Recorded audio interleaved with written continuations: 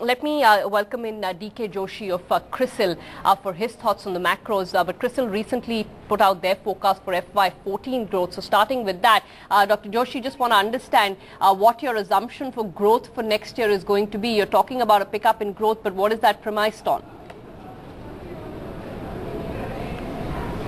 Well, I think we expect 6.7% growth in 2013-14, and there are three assumptions behind it.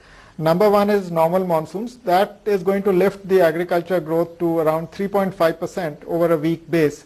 And agriculture alone will contribute to about 60% of the growth increase. Second assumption that we are making is RBI will cut interest rates by something like 75 to 100 basis point in the next fiscal, and that will promote consumption growth.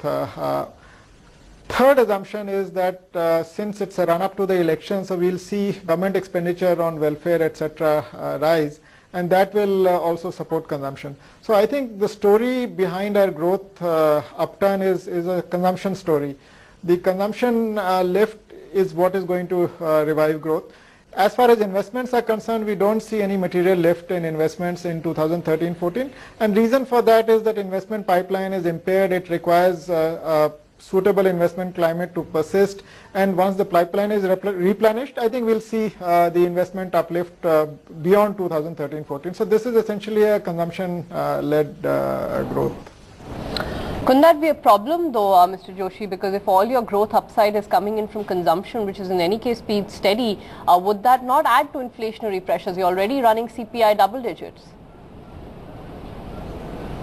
Yeah, but I think we are expecting growth to pick up, but it will still remain below what the RBI estimates as a potential of around 7%. So I think there's no excess demand in the system to generate inflationary pressures.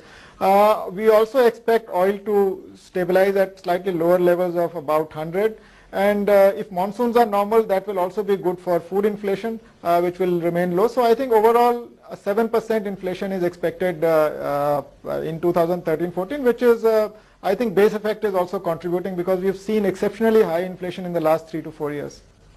Could currency be a spoiler, sir? Last year it was, but as the currency has stabilized, it's starting to reflect positively on inflation. Going into next year, how would the currency play into the inflation scenario?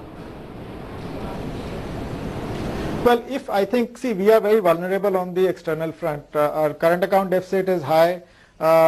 We have debt service requirements. So any shock on the capital inflow front can weaken the currency very much. But I think in a base case scenario, we are projecting a mild appreciation of the currency. So I think our inflation forecast of 7% is consistent with rupee appreciating to around 52 by March 2014. So a mild appreciation. So in between there could be huge amount of volatility, but I think overall the trend we are seeing is that of an appreciation. Mr. Joshi, just two other components, and then I'll get to what your final call on rates is going to be. The fiscal deficit, what are you assuming for this year, for next year? Are there assumptions being made already? And then how does that play into the bigger picture, sir? Well, I think fiscal deficit for FY13, I think we are assuming around 5.8%, which will marginally improve to 5.5%. Not much improvement because I think the growth uplift is not very high, and I think the spending, there is some spending stickiness. As far as the actions by the government, I think in the last couple of months are concerned, they are very positive and encouraging. I think they need to, the momentum needs to be maintained, and only then I think the effect of that will be seen in the fiscal deficit side. So we need a very clear fiscal consolidation program for next 2 to 3 years in the coming budget. So net, so what are we talking in terms of monetary action? I think that's the big hope that's building up if you go by the bond markets and if you look at the inflation data in particular. What do you think we could get this time around? What do you think we could get all through next fiscal? Well, I think first of all, we believe that the rate cuts will be front-loaded because I think there's no point in postponing the rate cuts if they have to be done. So about 75 to 100 basis point cut in repo rate is what we are factoring in our forecast in the fiscal year. All right, Mr. Joshi, thanks so much for that. I think everybody is assuming about 75 to 100 basis points next fiscal. This time around, remember, if you get a January or a March cut, that would be counted as this fiscal. So I'm not sure cumulatively in this downward rate cycle how much people are assuming. I think most people are saying it would be a max of over 125 odd basis points, and that's just been Credit Suisse's call, which has been most bullish on this scenario. That's all the time we have on fundamentals. Thanks so much for watching. Buy or sell comes on.